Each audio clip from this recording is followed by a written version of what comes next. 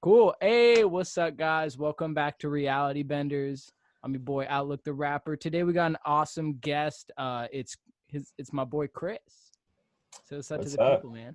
Hey, how's it going? Um, yeah. So last week's episode we had the video dope dealer Ife, very accomplished cinematographer. This week as well, we got another cinematographer in the building. So if you could just go ahead and give people like a quick summary of, what you're doing and what you're up to, that'd be awesome. Yeah, so my name's Chris Casaceli. I am a photographer and videographer. I live in Reno, Nevada. I work out of a studio called Tanglewood Productions, and we do all sorts of video content for businesses, for musicians, music videos, ads, stuff like that. Mostly distributed online, like online ads, Facebook ads, that sort of thing. Um, and I'm also, I would say just an aspiring artist in general. I'm a Mm-hmm. musician. I play saxophone, do some music production, um, and I write and direct films. I'm working on a documentary narrative project right now about the Reno Jazz Orchestra, a jazz nonprofit organization and ensemble in Reno, and the history of that. So basically, yeah, that's what I'm up to. Hell yeah, Filmmaker, man. musician, and all that. Yeah, so Chris was actually I brought him to Cuba with me a couple of years ago, when I went down there and performed with House Republic. And what's funny is, I knew Chris all throughout college at University of Oregon, but I knew him as the saxophone player, not the cinematographer. He went to the music school there, and I remember, about, I think it was like 6 or 9 months or something like that after, we all left, because Eugene's a college town. Most of us leave after school and shit. And I remember, just, I don't know if I was on Facebook or YouTube or what, but I was scrolling and I saw Chris had like posted this video, and it was just so professionally done. I was like blown away. I was like, holy shit, like I didn't know you could do this type of shit. And I was like, I need someone like this making my content. At the time when I was running my business, could actually afford someone.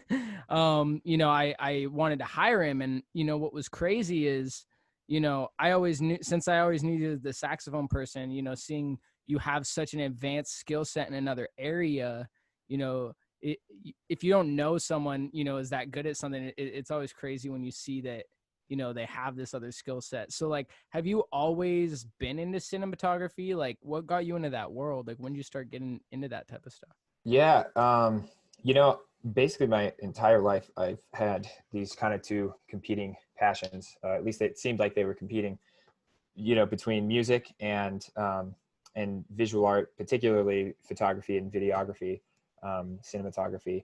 And I kind of, ended up pursuing music in school because the opportunity presented itself, but I could have equally seen myself going to film school. It just turned out that I got a great scholarship to do music at the U of O. And so I figured better, take that opportunity. And I'm glad I did, because I got to, graduate from college debt free and have a great experience out of state, and really learn a lot about something I was super passionate about and still am, and so, but I've always been into filmmaking and visual storytelling. Really, I kind of I got into it from the technical standpoint of just being interested in Mm-hmm. cameras and um, the visual art of photography. And then, as I started to gain some mastery over that, just from watching YouTube tutorials and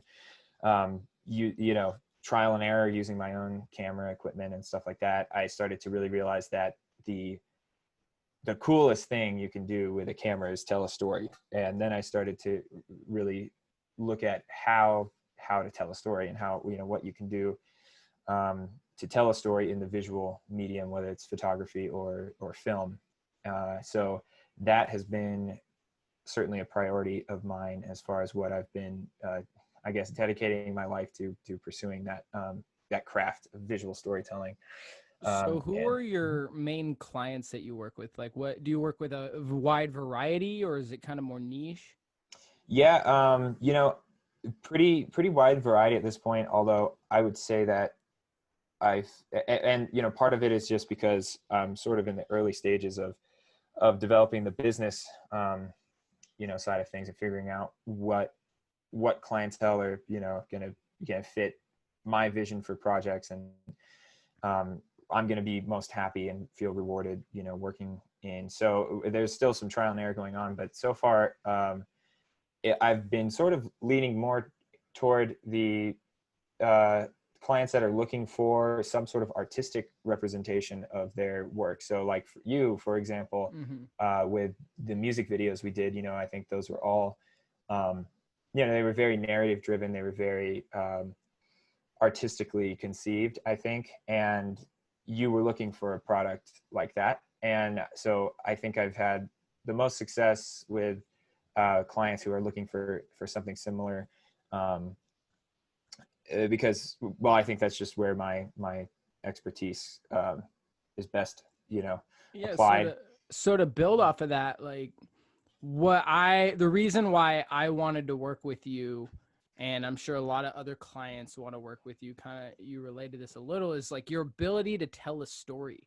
So when you're first sitting down with a client, how do you like learn and then tell their story? Yeah. So basically, I always try to get on a phone call with somebody to get a sense of what that story is going to be. And, depending, it's usually, it's either a company or a person, like a personal brand. And I just try to get it at first, just a good sense of, okay, where's the narrative that we can find here? Is it going to be the story of this company, like how the company came to be? Is there like, what struggles did the founder of the company go through to get them where they are? Or maybe there's a particular product that they're launching, and it's like, okay, what is the story of this product? Why does this bring value to people? And how can we frame that narrative? So basically, based on the themes that people continually touch on, and trying to find these points of conflict in the development of a company or a product or whatever, I think are really great points where you can then extrapolate a story out of that. And a story really at the basic level is a character with a goal. And if you have a character and the character has a goal, you're going to be compelled to pay attention to what's going on there. So why do you think it's important to tell someone's story? Well, I think that storytelling is just a very innate, I guess, artistic form to the human mind. We can relate to stories more easily than almost anything else. People are wired for storytelling because as hunter-gatherers, and way back millions and millions of years ago, people would tell stories to basically understand and to relay an understanding of the world that we live in to the community. So our brains are sort of wired to pay attention to stories as a way of understanding the world that we live in. And if you think about it, I mean, it's kind of, religions are based on stories. The Bible is a collection of stories. So is basically every religion. I mean, if there's one that isn't really based on storytelling, I'd be surprised, but perhaps it's out there. But for the most part, they're based on stories, because we look at stories to develop our understanding of the world. And in a modern day, in a more secular society, we go to the movies, and that's how we kind of find that meaning and understanding, I think. It's like a palatable way to exchange information. Absolutely. And it can feel way more natural than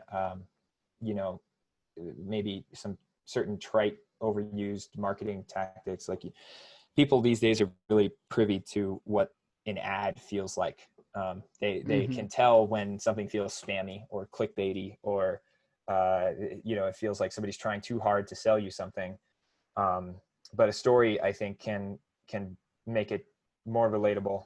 So let me give an example like that, and let me ask you how you think you would break that down into a story, right? So for example, for me, as an artist, I've learned, skill set, while is important, is a very small piece of the puzzle. It really comes down to exposure, right? Because it doesn't matter how good your product is if no one sees it, right? Mm-hmm.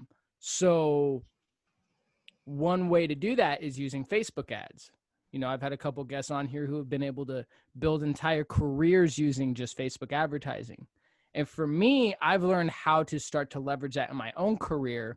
And right now, I'm expanding into launching my own service where I run these ads for other artists, right? So I charge them, like $99 a campaign. I run their Facebook ads for 2 weeks and help them get that exposure. Now, when it comes to getting them as a client initially, how would I tell my story in a way that would connect with them versus just like, just logistically being like, oh, this is, the numbers and why you should do it. Like, how would I tell that story in a way that could like connect with them and make them feel like, I need to do this? Sure. So basically, a story that would maybe get people to use your service as marketing, right? Yeah. Your marketing service. Well, one thing, it sort of depends on how you are branding your service. Is it branded based off you as a person? Is that as opposed to what? as opposed to like a company or organization? Like, do you have a name for it? Is it So I haven't gotten that far yet, okay? right? So I'm literally at the point where, my whole business operation is going to be me setting up the ads and hiring salespeople with, passive income commission structures where, I'm going to give them a percentage of reoccurring commissions that come from that client. So they have incentive to grow my client base. okay. And so it could go either route, honestly. So, but I haven't well, decided yet. it sounds just based on what you just said that like you are marketing yourself, kind of you're trying to convince people to trust you, Yeah, right? I think that would probably be the move because I can also back up those results with not just screenshots of my results on Spotify, but also actual B-roll of, me performing in Cuba, for example, right? When I can show someone a video of me performing in front of 6,000 people, that builds credibility. Mm-hmm. Cool. Yeah. So So I would. probably individually might make more sense, Mhm. at least initially. Yeah. So I think that's totally true. And actually, you kind of always have to break it down to the level of a certain individual because you need that kind of character. So even in the context of a large company, that character might be the CEO, or it might be a fictitious Figurehead. character created, yeah, by like Ronald McDonald or something. There's a million ways you can make it a cartoon, or just simply in an ad. For a company, you're going to be following the story of someone using that product, and they are ultimately successful. So in your case, I think it would make sense to use elements of your story to show how you've learned to use this service that Facebook ads or whatever other sort of avenues you use in your marketing approach, and you can kind of tell the story of what you found was difficult, and so you're the character and your goal is to promote yourself, right? And this is like the ad basically. Yeah. And so that's the basic level of the story, so that we got a character and a goal, um and then we can follow your progress on that, and maybe there is a pitfall where you realize that you were doing it all wrong, and then you realize, okay, here's the right way to do it, and now that was you found some success there, and so you can find this success too, based on my knowledge. That's at least just from an initial Yeah, I understanding think how I would you're, kind of you're approach it. totally right. And what's funny is I actually made a sales script, uh, like just using a voice memo, right? I like just wrote a quick, 2-paragraph summary of, who I am, what I'm doing, and why people should be interested. And I think I intuitively did that. Like I was literally just telling my story. I was just going like, look, like I'm an artist too. I've invested in all these different services. You Mm-hmm. know, pay, or you can use this Spotify service where you pay $40. You can use, get on this playlist. You can, pay, $100 and get 3,000 Instagram followers. But the problem with all these services is they're fake people. They're not real. Mm-hmm. Hmm. right? So you can boost up your numbers to look good, but at the end of the day, if those aren't real people, you're not moving the needle, right? You're Sure. only impressing people that don't know any better, Hmm. right? So if you want to build and even worse, these platforms will push you out to people that are like your followers. Hmm. So if your followers are fake, you're not going to get any real exposure. You need to be actually getting your product or service, or in my case, my music, in front of Hmm. real people, because they're not going to really give a shit if you have 50,000 followers. They want to hear what you have to offer, right? So it's like, at least for me, I think that storytelling is so important because it's a way for someone to personally connect with me as a human. And I can Hmm. just be like, look, like, I know how overwhelming this process is. I'm going through it myself. Like, you need something that actually works. I've used a bunch of shit out there that didn't work. Yeah. But I found something that did work, and I can also do this for you if you want. I just charge a little fee for it. And, Hmm. if that's something you want me to help you out with, like, I got you. And that seems way more organic than like, use my service for a 20% return on your invest. You know what I mean? Like, Yeah, absolutely. yeah. Absolutely. Totally. Yeah. And, that's a thing about storytelling, is like you were saying, you kind of innately were able to just come up with that story that seemed like a natural thing to do. And storytelling is, again, it's so ingrained in us as human beings. It's something that everyone can relate to, and that everyone pretty much can conceive of um, Now, themselves. So. outside of the obvious answer of repetition, how do you Mhm. think someone develops the skill set of storytelling?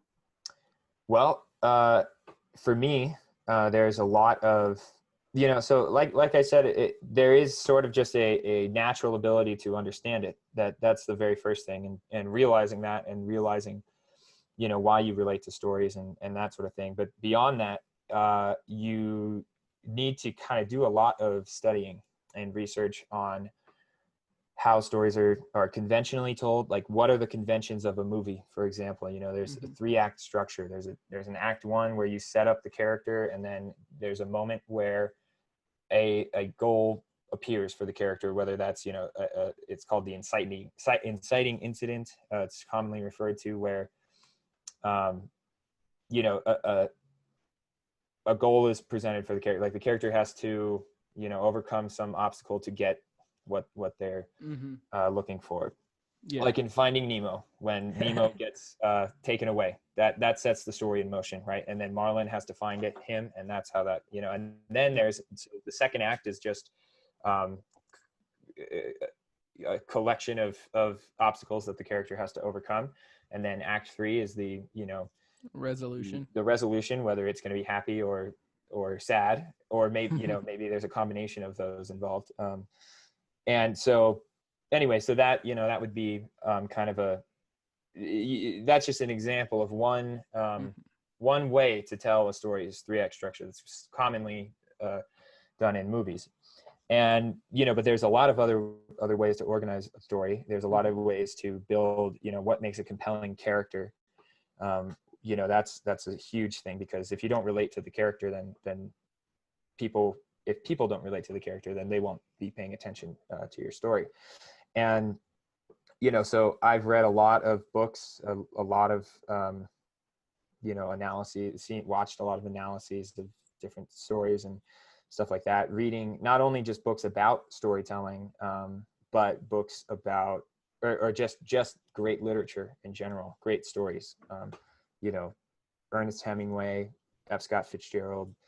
The Bible is I mean, it's kind of funny, but it's actually probably the most significant piece of literature in Western culture. I mean, it's referenced just in so many different movies and pieces of popular culture. It's almost unbelievable how Mm-hmm. often biblical references are made without even really necessarily being consciously done. They can be Mm-hmm. conscious or subconscious, and you may realize it or not, but that's huge. So Are there stuff any like that. resources, like specific books or websites, or like, YouTubers that Mhm. people should check out that you think they could, help get the ball rolling? Yeah. So one, and do you think in particularly for visual storytelling? I'm assuming, or. Yeah, I mean, this podcast is really, it's, called Reality Benders. It's about highlighting people bending reality towards their will and figuring out, how they do that, right? And I Hmm. think, every successful person has developed different traits and skill sets that they can leverage. And one of the biggest skill sets you have is the ability to tell stories, right? And whether that's an entrepreneur starting their own business, whether it's another musician, you know there's different people that can leverage this skill set of storytelling, through branding or marketing or even just selling yourself, Hmm. right? Even as something as simple as a job interview, if you can Sure. go in there and tell your story properly, like, people are going to connect emotionally with that. Sure, sure. So, like, So yeah. probably, well, I'll sort of tackle it through the lens of filmmaking, since that is what I have been primarily focused on as far as storytelling and learning the craft of it. Um, but one book that kind of transcends that is called The Seven Basic Plots by Christopher Booker, Hmm. and it's kind of a long read. It's like, I mean, it's like 800 pages or something, 700, 800. But it's a very, very detailed analysis of, this guy breaks down um, stories in the human, well, just stories from all sorts of different religions and cultures, and boils it down to seven basic uh, plots that our brain tends to um, organize a story into. And there's a lot of analysis of how stories, why stories are so influential to people, and why they've been in human society for thousands and thousands of years. And he uses examples from all different cultures and stuff of different story archetypes. So that's a really great one to read if you want to get a general understanding of just the importance of storytelling and sort of the seven basic ways that stories tend to manifest themselves in our mind. Another great one, more particularly for filmmaking, it's called Story by Robert McKee, and I found that book just really, really helpful for if you're aspiring to do screenwriting, or really just even if you're trying to make story oriented commercial videos for yourself or for other companies. There's a lot of great, it's oriented toward the traditional screenplay, like a Hollywood screenplay, but the elements in that book can easily be applied to any story that you're telling or conceiving, particularly in a visual format. So those would be two really great places to start. And then as far as YouTube channels, there's sort of a there's two sides of the coin kind of for visual storytelling. There's actually learning to write your story, to tell your, and then there's learning how to portray that most effectively in the visual medium. And so that would be more like the cinematography. What techniques can you use? How, should you be shooting this on a zoom lens or on a wide angle, or what shutter speed should you use for creative effect? And so for that sort of thing, there's a YouTube channel called Film Riot that is a really, really great resource. They have been on YouTube for like probably 10 years at least, and uploading videos like very consistently. So there's a treasure trove of resources of, they break down techniques and how people use them and stuff like that. Channel called Every Frame a Painting is a nice one, an analysis channel from Hollywood movies and how people use different techniques to convey different ideas. So yeah, hopefully that gives people a good starting point. But that's Hell kind of yeah. my, that's how I've done it, is just reading lots of books. Also read, if you're aspiring to write screenplays, reading actual screenplays of movies is a really great Mhm. way to kind of learn that craft as well. So Hell yeah. So now you're managing this media department at the studio. Where do you want to take it? Like, what's the end goal for you? yeah, so honestly, it's kind of interesting. I've recently been, I mean, I feel like it's a constant process of, you think that you want to do one thing, and you go for it, and then you realize, well, maybe it's actually what I want is a little bit more this way. You have this Mm-hmm. kind of guiding star. And at first it was, for me, I was like, I want to do YouTube and do vlogs and do Mm-hmm. that sort of thing. And so I started a channel, did weekly uploads for a while. And then I kind of realized, man, it's impossible to make a really, really high end video in a week. It's just like, I can't tell the story that I want to tell in that amount of time, and with a limited, amount of resources. And so I was like, well, okay, this isn't exactly what I want. And and then I started working at the studio, and so it's like that's closer, but and I do want to continue. As an artist, there's always a struggle between making money and doing the art that you really believe in. You don't have to And tell me that. yeah, right. I know. I mean, any artist that you ever will talk to, any person Yeah. aspiring to be an artist, it's like it's really difficult to monetize creativity. So, but I do think that you have to look at it in an entrepreneurial way. Like if you choose to be Mm-hmm. an artist, you are choosing to be an entrepreneur. You're choosing to try to create an artistic product that is, creates value for Yeah. people around you. So, Mm-hmm. I definitely want to keep that mindset, but I'm trying to kind of figure out, well, and I want to keep doing commercial stuff. I think that's really fun, but I really am over the course of this pandemic, actually, while we've been in, lockdown, I've been working from home more and have had more time to kind of work on my own creative projects. And so I'm kind of now just thinking that I'm going to be working as hard as I can to really make feature films, like Mm. large scale narrative projects. That's where I think I find the most reward out of, doing this, because you have the time to really, really craft a specific narrative and find a way to tell a story really, specifically through visuals and stuff like that. And so I can't help myself kind of from coming up with story ideas that seem to be best portrayed on in a movie format. So Mm-hmm. I've kind of been reorienting my goals toward filmmaking, artistic narrative filmmaking. So that is where my current that's my current heading, I guess, as an artist, Nice. you would say.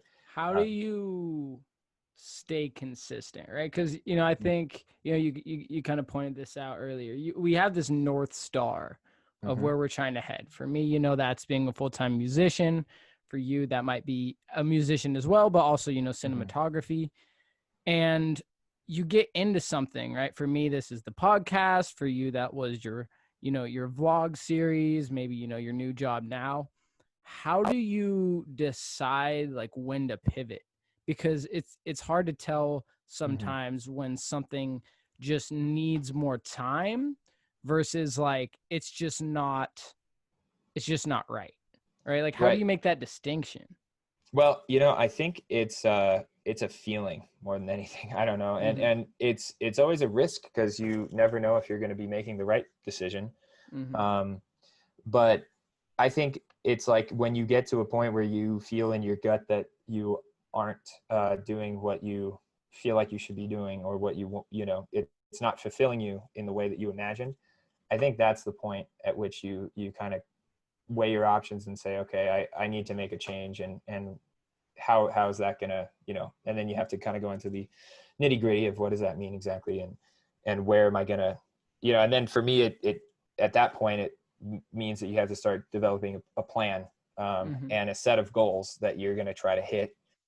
You were talking about maintaining consistency. I think that's a big thing, and you have to be self-disciplined and be able to create goals that are manageable and hit those goals consistently, like week in, week out. um, and then you just kind of keep continually reevaluate, I guess, as time goes on. Each week you kind of figure out, well, did I do what I wanted to do? If yes, was it satisfying? Did I achieve what I wanted to achieve? Um, and then say, well, maybe there's some micro adjustments that we need to make to make this really what I want it to be.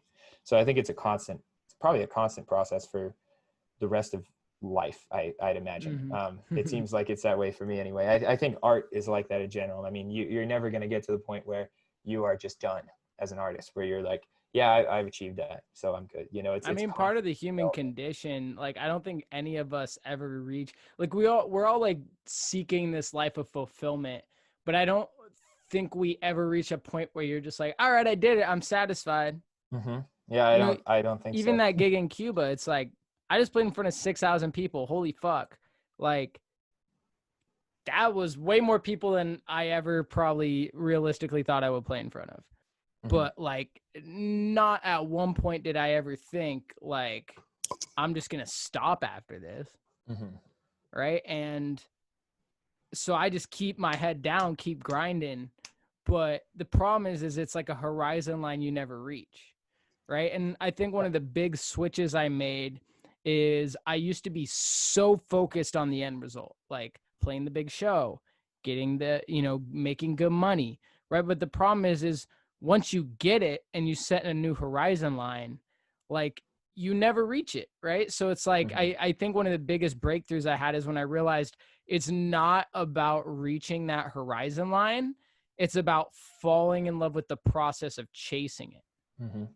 Absolutely. And you mentioned before we came on here, accomplishments, and I was kind of thinking about, there, you could aspire to like win a gold medal or win an Mm-hmm. Oscar or something, and that's an accomplishment. But that in itself is sort of just a superficial representation of I think what the real accomplishment is, which is, if it's an Olympic gold medal, it's the discipline, the strength that you've achieved, and that's what really matters, and that's what I think makes that a fulfilling moment. It's not just the fact that you won an Oscar, it's the fact that you told a story that was meaningful to millions of people. So that's the part that keeps The me feat going. isn't the material item that you receive, it's the accomplishment and discipline it took to get there. Like Yep. what it took out of you to accomplish that isn't normal. That's why you're being rewarded. Mm-hmm. And like we may be chasing this like superficial, Yep. recognition, but at the end of the day, it's really just subconsciously affirming that we pushed our limits to the, its capacity. Absolutely. And I think there's a romanticization of those sort of achievements, those markers of success, those awards and those moments of like, playing a show in a particular venue in front of a giant number of people or whatever it might be. And it's easy to romanticize those moments. But the real, if you really want to get there, what you need to romanticize is the process, like you said, is the, you know, you get up every day and you work on your craft and you hone your craft, and you love that because you love the craft, and you love, for me it's, if I'm working on music, I love coming up with a melody that's really Yeah. beautiful, or a chord progression, or that, or song that really grooves. And if I'm working on screenwriting, coming up with a character that is super relatable and super interesting and does, something that I think is fun, and that sort of thing. So that's what really where the focus should be, and not on the romanticized idea of the Achievement. Yeah, achievement. well, falling in love with the process gets rid of the gap, Mm-hmm. right? And when I first started grinding my face off, it was when I dropped out of college because I felt like I had to prove something because that was a bold decision, Mm-hmm. right? At least at the time. And the problem is since all I ever saw every single day was the fact that I wasn't at my goal, it created this like sense of scarcity and urgency that, while on, certain percent I leveraged, it also created this level of anxiety that was completely unnecessary. And Mm-hmm. it took me getting that and reaching that achievement to realize that it doesn't fucking matter. Right. Mm-hmm. But I had to sacrifice a lot to get that. So let me ask you this. Like, how do you handle like work-life balance? Is that something you have? Is that something you struggle with? Like, Yeah, that's a good question. It's well, and it's funny because for me, I think the lines get kind of blurred because a lot of what I am doing is stuff I really love doing, and sometimes it becomes more tedious than others. If it's a project that I'm not particularly inspired by, but I have to do it, and it's paying the bills. But then there are other projects that are super fulfilling and become like passion projects for me, like this documentary that I'm working on is an example of that, or, or preparing for a gig. And that's stuff that I would be doing no matter if I was getting paid or not, so so the work-life balance, I probably could do a better job of really defining those boundaries. I guess I kind of let it because I'm sort of just a chaotic kind of Yeah. person as far as organization, but I kind of let those lines get blurred, and maybe I shouldn't, but Well, I I do. was gonna say, for me, that line is really blurry as well. But I think that's a good thing, right? I think Mhm. if you have to have a balance from your work, like it almost shows that maybe you aren't doing something you enjoy, Mm-hmm. right? I So mean, maybe yeah, the I can. goal shouldn't be to have work-life balance. It's to find work that blurs the line between needing balance. Because for me, it's like, it's fun. Like I'm excited to go to work. Mm-hmm. You know what I mean? Because my work is shit I enjoy. Sure. And, while I have started to implement things that balance me out, it's strategic because it's not like, I feel like a lot of people, when they think work and life balance, the balance part is really escape from the work, Mm-hmm. right? It's that I have to do the shitty shit all the time. I want something, where I get to enjoy myself that can justify that. Whereas for Mm-hmm. me, it's more like that balance isn't to escape from my work, it's to rest and recover from my work so I can approach my work with a new sense of energy and a new sense of creative, perspective. Mm-hmm. Yeah, sure. Yeah, and in some ways, I think that's totally true. And being, having that sort of blurred line, it is an indication that you are doing something that you really love.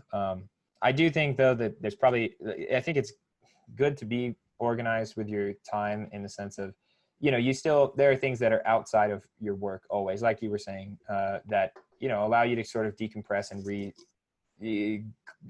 generate some inspiration maybe for your continued, work the next day, like making time for your friends and family where you're not focusing on anything in particular. You're just having a good time playing golf or whatever, so I do think there's benefit in making sure that you carve out that time, because it can get, if things really start, I mean, you can easily get possessed by an idea that you have to work tirelessly on something, and you just never stop, nose to the grindstone. And I do think you need those times to, if that does end up being the case and you just like can't stop working, making sure that you find a time to take a break. and Well, there's a and lot of diminishing returns when it comes to like working your ass off. sure. At some point, it becomes unhealthy, and Hmm. the And benefit is unproductive. no longer worth it. Yeah, Yeah, unproductive is probably a better word. yeah. To stem off of unproductive, you've worked with a bunch of clients. I'm Hmm. sure some have been better than others. Sure. What is the difference between like an ideal client for you versus like a client where you're like, oh God, here we go? um Man, well, there's a lot of things. I mean, uh, I'd say the biggest one is, well, I guess it's sometimes hard to really specify deliverables, like as far as what this client is really looking for, and sometimes a bad client will, there's a fine line between giving too much freedom and not enough, I guess. Mm-hmm. And sometimes if there's too much freedom, it's like, okay, well, what do I need to be getting to this person, Mm-hmm.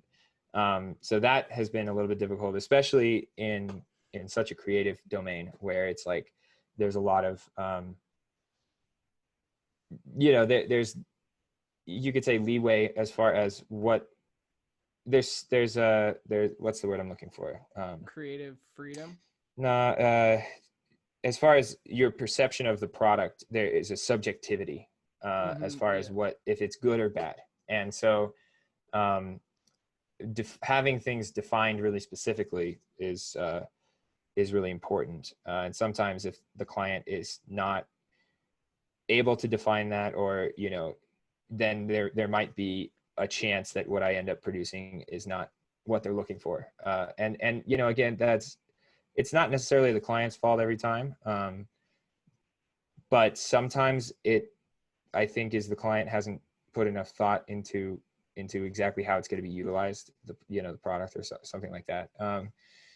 And but that sort of makes it difficult sometimes. Communication, just on a general level, like having good communication is super important. And Oh, if that, communication is everything, yeah, dude. No matter what it is you do, no, whatever type of relationship, like if you don't have mm-hmm, that communication, like so many relationships fall apart, not because they don't have each other's best interests in mind, but sure, because they don't communicate properly what their interests mm-hmm, are.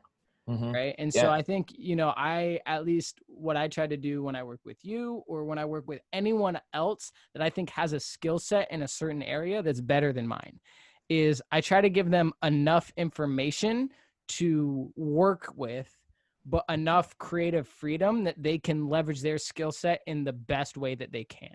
Right. I don't want to mm-hmm, paint you into a corner. I don't want to box you in a yeah, corner. yeah, yeah, yeah, yeah. And there's there's a benefit, I guess, to, well, there's a fine line between too much and too little freedom, I Mm-hmm. guess. It's Yeah. hard to ride, but yeah, I don't know. And then obviously just like paying people on time, that can be an issue sometimes, but it's not, usually I haven't had too much problem with that. Yeah. Um, Cool. And and let me ask you this. mhm. What do you think is the biggest thing holding you back right now? Oh, biggest thing holding me, I mean, it's probably just human nature. Being, it's hard to discipline yourself. It's hard to act the way that you should act, and not give in to your vices, and or to maintain consistency. It's a constant struggle for me How anyway. do you overcome that? Well, I don't know if I do, but I try, and the way I think that I try is trying to organize myself as much as possible. I find it really, really useful to create a schedule, like a pretty specific schedule, for a day, Mm-hmm. like what am I going to accomplish, and then have kind of weekly metrics of how to evaluate if I was able to make satisfactory progress to my goal. Do But you look out past a week? oh Because yeah, I mean, yeah. I think the week metric is a good. Well, okay. So here's the thing: is if your goal, like one of my goals, is to make a feature film, and mm-hmm. a good feature film, which means it has to be financed, at a Yeah, high level. Like it needs at least $1 million. yeah, Any movie that's like a super low budget feature film. So interesting. um, there's like, how do you get to the point where you can make a feature film for $1 million? I can't self finance that, so part of that is Investors. investors. And so you have to have a great story, you have to have a great script, you have to have the ability, the understanding of the business of the film world, to know how to pitch that story. What do you need, to have a studio agree to finance that, or to get investors to finance it, a distribution model for it. There's all these things that go into play, and so then you have to break it down into these small chunks. So say my goal is in 5 years to make a feature film. It's like, okay, what's going to happen year to year to year to reach that goal? To What's going to get there, happen yeah. month to month to month, week to week to week? And so breaking it down to the week level of analysis, it for me is really nice, because that's super tangible. Like you think 5 years from now, that's like way off in the future, so Yeah. that's super far away. um, and you can easily go, oh well, that's so far in the future, like it's hardly even worth considering what's Yeah. like right now I'm just going to keep trying to make movies, I don't know. But if you really break it down to to these metrics of like, in a year I want it to be this, and they're not going to be perfect metrics, obviously, Mm-hmm. because you don't know how things are actually going to go down, but Yeah. it's at least a good groundwork for you to say, well, Mile marker, yeah. yeah, and you could, how do you walk across the country one step at a time? An Mm-hmm. impossible goal uh, can be broken down into tiny little, just one single step. Um, and it's kind of like, if you think about it, if you've accomplished something along the path to manifest that goal, you've accomplished a little piece of that. You've accomplished just one little brick in building Yeah. that wall. And so I think for me, the weekly level of analysis just makes it way more tangible. And, and if it's broken down properly and thought out, the process of that is thought out, it's like, uh, it's a good, I think, metric for, Well, I think I've a switch I'm gonna make is switching to that weekly metric. So at least for me, I have like this Excel spreadsheet that's like a journal I fill out every morning. It's like I Mhm, track my morning routine, I have a to-do list for the day, and I have my yearly goals and my monthly goals, right? mhm, So I'm looking at, what am I trying to do this year? What am I trying to do this month? What am I trying to do today to get there? But I think one of the switches I'm going to make is I'm going to change that monthly goal down to a weekly goal. Because what I'm finding is by the end of the month, my goals for that month, I don't hit because they've changed, because mhm, new relationships have entered my ecosystem, new opportunities, new data, mhm, or maybe some obstacle came in the way and I have to deal with that. So it's like, I set these month goals, but the person I was on January 1st is different than the person I am on August 1st. mhm, So by the time I get to August 1st, I'm finding it's like, I've made such a pivot, even in just the last month, in like my ability to run Facebook ads. And now that's opening up all these opportunities of monetization channels that could change the entire amount of income I'm able to make very quickly, a lot faster than music, and in a mhm, way that I could systematize and automate that structure in a way that I could bring in easily 2 to 5 grand a month with, the workload that I'm doing in a delivery job right now. mhm, Right now, I supplement my income doing Uber Eats so I can pay my bills and eat while I'm trying to figure out how to monetize my music. So it's like, well, I'm setting all these goals for my music and my finances, but it's like, even something is like seeing these new opportunities with that, like for me to pursue those, it's putting all this other shit on the back burner. So it's like, if I can put these things in like week blocks, it's a lot more up to date with like what's actually going on in my life and the metrics I need to be hitting right now, because a lot of mhm, shit, like, shit's gonna change in a week, but not as much as a month. So I mhm, think that's a switch I'm gonna make, because I agree, like, you don't know what's gonna happen in the next 30 days, like things mhm. change. Sure. And your goals might change, Yeah. you Well, know? that's what I'm saying, is like I'm Yeah. there's certain goals I'm not hitting, and it's not as much because I couldn't hit those goals. It was more because I didn't want to hit them as much as I did at the beginning of the month, because I have other goals I care about more now. Mhm, So it's like trying to figure out how to navigate that space. And I think, one thing that is starting to reassure me a little more as I get around people that are successful is, bro, none of us really know what the fuck we're doing. We're all just giving mhm. our best guess. Sure. You know what I mean? And some people have more context than others and more resources and more experience. But at the end of the day, it's like I get around people that I idolized and I realize they're just fucking people, dude. Totally. And they just either got in the right position or have been doing it longer, or got lucky in the right situation that allowed them to, like, leverage it or whatever. But it's like, at the end of the day, like, it really is just about identifying where you're trying to go and falling in love with the process of chasing that direction, not getting there. And like, Mhm. that changes and evolves over time. Yeah, absolutely. Yeah. Hell yeah, Excellent. man. Well, I think we killed it. Um, Anything you want to plug or promote, what you're up to?